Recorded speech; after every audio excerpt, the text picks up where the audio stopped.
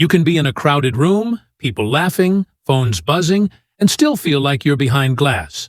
You're present, reacting at the right moments, saying the right things, reading the room like it's a weather forecast. From the outside, you seem connected. Inside, you feel untouched. That's the quiet mind twist, surrounded, but still alone. Not because people don't like you, because nobody sees the real you. Somewhere along the way, you learned that being loved meant being easy to deal with. That belonging meant shrinking parts of yourself. So you became socially smooth, emotionally smart, low maintenance. You adapted, you survived. But now, the very skills that kept you safe back then are keeping you lonely. Safety isn't intimacy. Safety is control. Real connection requires risk.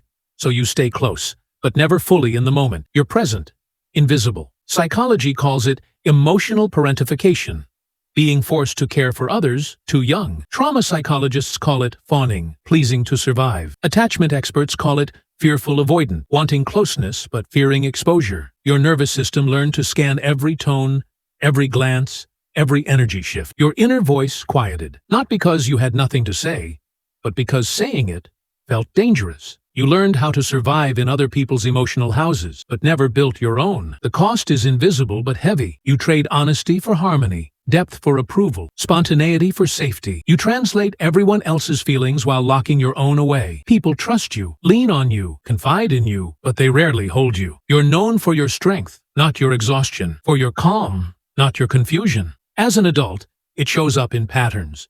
You're the calm one, the reliable one, the friend everyone leans on. You apologize for needing help. You explain your feelings like they need approval. You stay in one-sided relationships because being needed feels safer than being known. You confuse numbness with peace and distance with independence. You function well on the outside while quietly burning out inside. Connection feels like performance, not presence. These aren't flaws. They're survival habits turned identity. They were smart once. Now, they hurt. Healing starts when you stop calling yourself broken and start calling it what it is. Adaptation. Witness your patterns without shame. Stop gaslighting your own pain. Loneliness then shifts from identity to injury. Injuries heal. Healing isn't dramatic. It's quiet, awkward, uncomfortable. It's letting your feelings exist without apologies, speaking small truths, showing up messy, imperfect, inconvenient.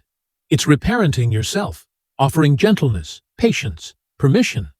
It's shadow work, meeting the parts of you that were told too much or too needy and realizing they were never the problem. You'll feel selfish, dramatic, wrong at first. That's the old programming panicking. Loneliness doesn't disappear with more friends. It fades when you stop disappearing. When you stop performing love and start inhabiting your own emotional space. When connection is mutual, not transactional. You were never empty. You were just trained to be invisible. Real healing isn't becoming someone new. It's returning to the self you abandoned to survive. And when you do, the loneliness finally starts to fade. Not because you found more people, but because you found yourself.